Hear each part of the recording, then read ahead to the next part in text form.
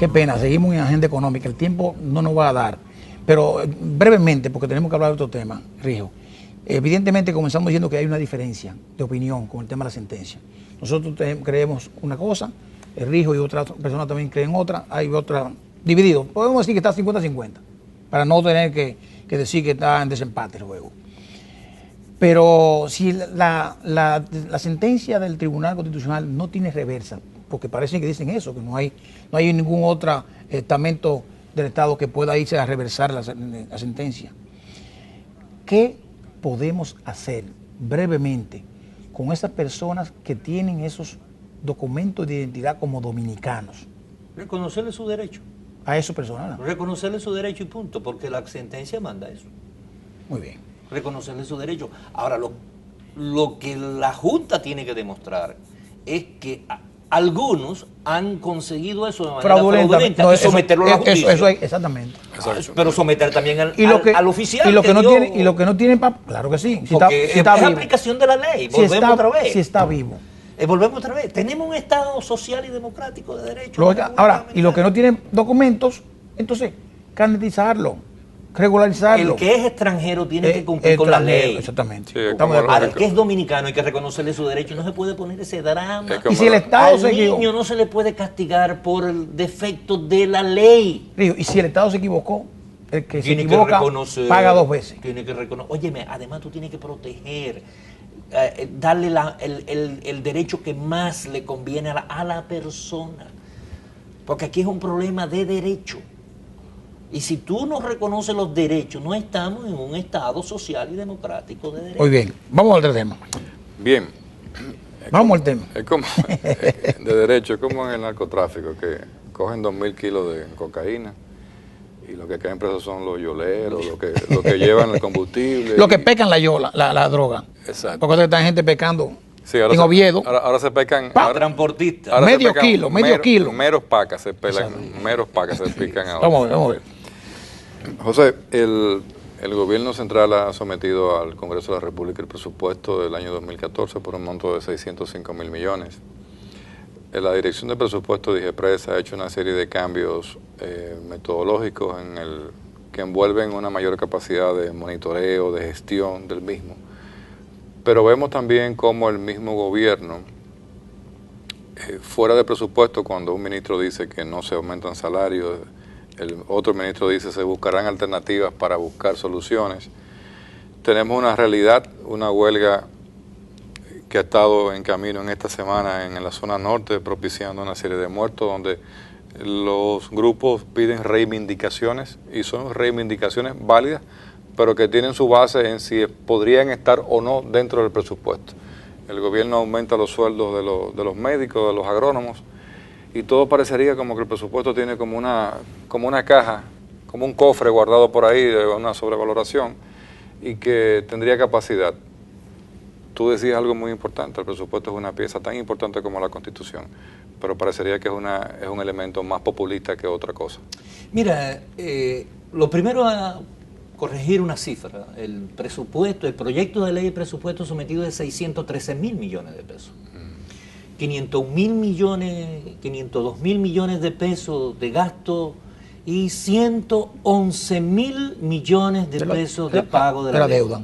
Eso es el costo de la deuda mal la amortización. No, nada más la amortización de la deuda, porque en los 52.000 millones hay 71.000 millones de pesos de pago de intereses, okay. Pero de amortización de la deuda son 111.000. Entonces el proyecto es de un monto de 613.000 millones de pesos. Pero yo he venido sosteniendo que desde el 2008 para acá, siempre, pero más acentuado desde el 2008, la ley de presupuesto es una estafa, es un engaño a la población. Por ejemplo, en el año 2008, el déficit presupuestado aprobado en la ley era de 10.000 millones de pesos. Terminó con 54.000 millones de pesos. Para el año pasado, el déficit original aprobado era 22.000 millones de pesos y terminó, de acuerdo a la Dirección General de Contabilidad Gubernamental, en 125.000 millones de pesos, en contradicción con el Banco Central, que hablaba de 153.000 millones de pesos en su primer informe de la economía del año 2012. Es decir, y cuando uno comienza a ver, por ejemplo, por un lado se subestiman gastos y por otro lado se sobreestiman gastos. Y hay un rejuego durante el año para transferir gastos de una denominación, de una naturaleza a otra naturaleza. Por ejemplo, del 2007 al 2014, hasta el 2013, los intereses se han sobreestimado en 34 mil millones de pesos. Y los gastos de consumo, que tiene que ver con remuneración, se han subestimado en 39 mil millones de pesos. Las transferencias corrientes, por ejemplo, donde está incluido el subsidio eléctrico, se han subestimado en 146 mil millones de pesos. Para que en el transcurso del año se vayan haciendo los arreglos para ir haciendo las transferencias, porque si se coloca el valor real del subsidio eléctrico, por ejemplo, el déficit que se presenta a inicio de año va a ser diferente al que realmente es. Por ejemplo, para el año 2013 se presentó un déficit de 70 mil millones de pesos, pero se estimaron que para subsidio de transferencia corriente eléctrica iban a haber 33 mil millones de pesos nada más. Al 30 de agosto ya se habían consumido 32.200 millones de pesos. En el mes de septiembre no hubo un solo gasto de subsidio eléctrico porque el Estado ya se le acabó el subsidio eléctrico.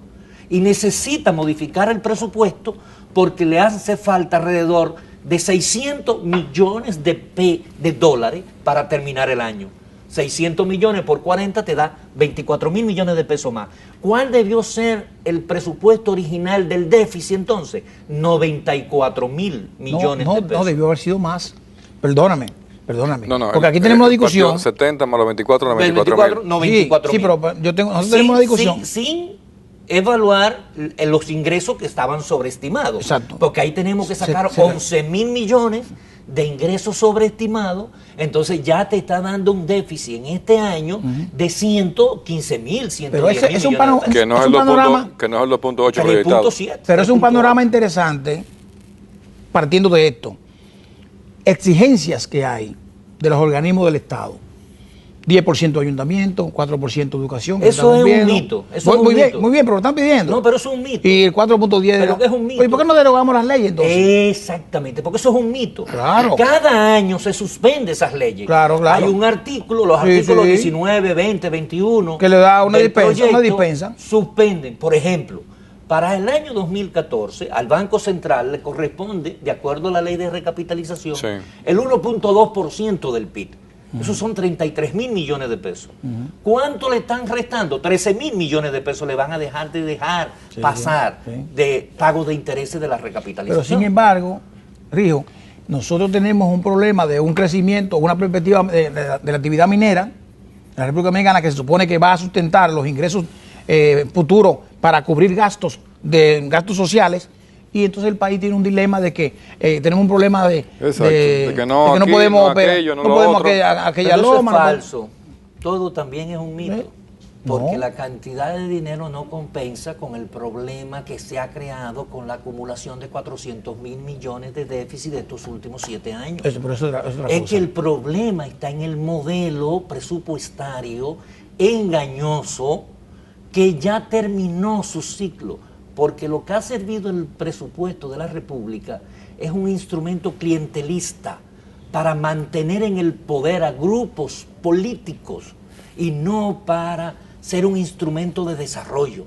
La asignación, mira, en remuneraciones de empleados, en el año 2007 se pagaban de remuneración de servicios personales 46 mil millones de pesos. Para el próximo año estamos pagando 113 mil millones de pesos. Y tú dices, pero ven acá, ¿y este crecimiento de la nómina qué se ha debido? Pero hay que ponerlo... Si los médicos, las enfermeras, los profesores, los policías, los guardias, los agrónomos, no tienen empleo digno, no tienen salario pero digno. También no lo podemos ver lineal, Rijo. Porque yo creo que en el presupuesto, y es una de las cosas, de las mentiritas que también se dicen en los medios, el presupuesto no ha crecido 700%, ni ha crecido 14 veces, porque tenemos que ponerlo, dolarizar el presupuesto. Y si nosotros podemos ver cuánto eran los gastos de servicios de empleados en el año 2007, a cómo estaba la tasa en el 2007 y cómo está en Te sorprendería de los datos. Bueno. Comparado con el Producto Interno Bruto. Porque el problema es que desde el 2006, el Producto Interno Bruto de República Dominicana ha comenzado a descender. Y descendió en el 2007, descendió en el 2008, en el 9 y en el 10. Y sin embargo, los gastos no se ajustaron. Los gastos se incrementaron más en el 2008. Porque es que el presupuesto tiene que responder a la misión de cada institución. Pongamos Ministerio de Relaciones Exteriores. ¿Por qué hay que incrementarle el presupuesto a Relaciones Exteriores para el próximo año? Cuando todo el mundo está conteste que debe ser disminuido en más de 2.000 millones de pesos. Totalmente de acuerdo. Porque Relaciones Exteriores debe de cumplir un rol de promoción de nuestro producto, de buscar mercado de capitales, buscar mercado de desarrollo. Entonces tenemos que tener, no 64, una delegación de 64 personas en Haití. ¿Para qué? Exacto, vicecónsul. Y defender a la República Dominicana ante los foros, la OMC, Ginebra, el DERECAFTA. En el Parlamento, el Parlamento Paritario con de los ACP, con los países ACP, la Unión Europea, todo eso. Es decir, tener real y efectivamente un equipo de diplomáticos que vendan al país las bondades, las José, ¿tú sabes quién ocupa todas esas posiciones al mismo tiempo? Un solo diplomático. O sea, dos. Trujillo está aquí, pero el que hace todo eso, que lo hemos tenido en agenda económica, es César Dalgán, un muchacho valiosísimo, pero no puede con el mundo entero. No. Sin embargo, hay muchísima gente nombrado. Y con la globalización y con todo el sistema y con todos los tratados tenemos internacionales de cooperación que se pierden. Nosotros hay donaciones y cooperaciones y oportunidades de becas que se pierden por no tener buenos representantes en los países que nos están otorgando eso. Entonces el presupuesto, mira, si tú me dijeras, ¿cuál es tu opinión? Digo yo, ¿qué aconsejaría? En un minuto. Que el presidente de la República retire el proyecto de presupuesto del próximo año. Eso es insostenible.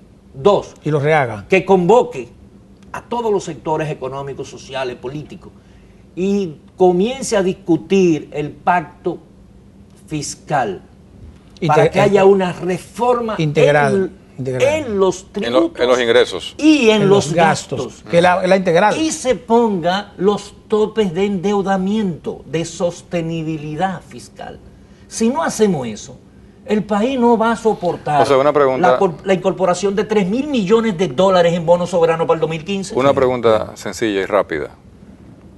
El actual modelo económico, la situación fiscal, tú que mencionas el pacto fiscal, ¿tú estás de acuerdo o a favor con bajar impuestos o mantener los impuestos iguales? No, yo creo que hay que hacer una reforma total al sistema tributario.